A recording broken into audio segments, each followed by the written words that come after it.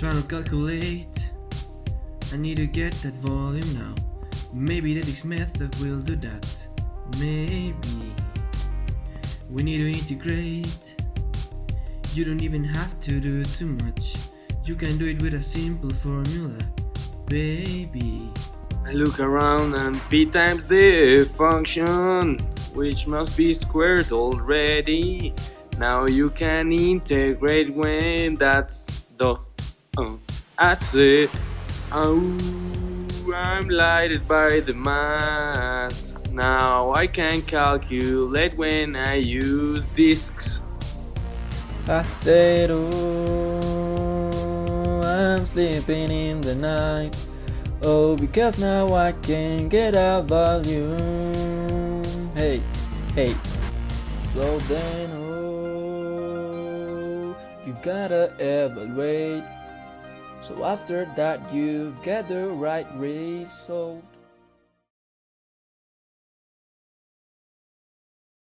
Hi, today I'm going to show you how to calculate one part of the volume of our bottle. The method that I'm going to use will also help me to calculate the volume of the rest parts of our bottle.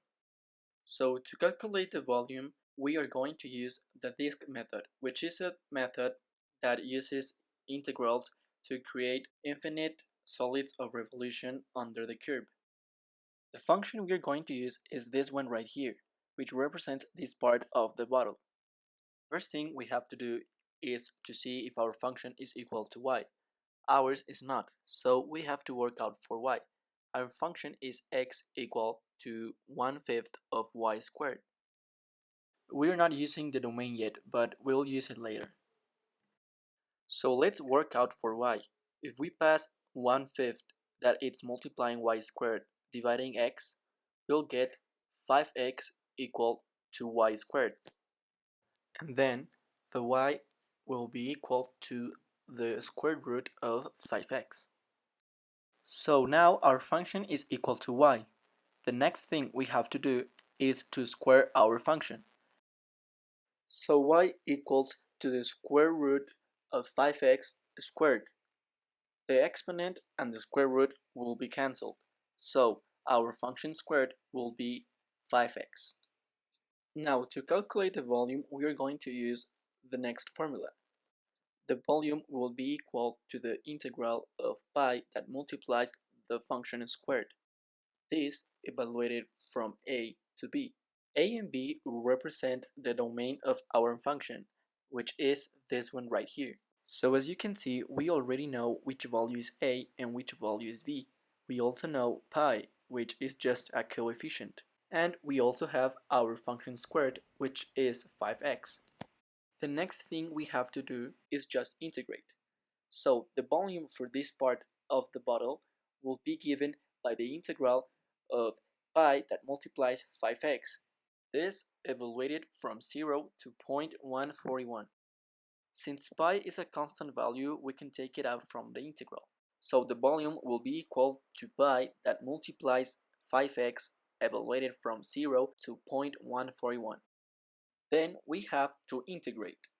We will then have that v equals pi that multiplies 5x squared over 2 evaluated from 0 to 0.141. We know that all of this will be equal to this function evaluated in 0.141 minus the same function evaluated in 0. So that is 5 times 0.141 squared divided by 2 minus again 5 times 0 squared divided by 2. We know that 0 squared is 0, so 5 times 0 it's again 0, and 0 over 2 it's just 0. So the result of the parentheses on the left will be just the result of 5 times 0.141 squared over 2, which is 0.0497025. So let's rewrite that. Our volume will be equal to pi times 0.0497025. We could also express that like this. The last thing to do is just multiply that value times pi, which would give us 0.1561 cubic units. This value only represents the volume created at this part of the bottle. If we want to calculate the total volume of the bottle, we need to make this same process in every function that makes the silhouette of the bottle. For example, if we want to calculate the volume of this section, we need to use this function, but the same formula, and so on.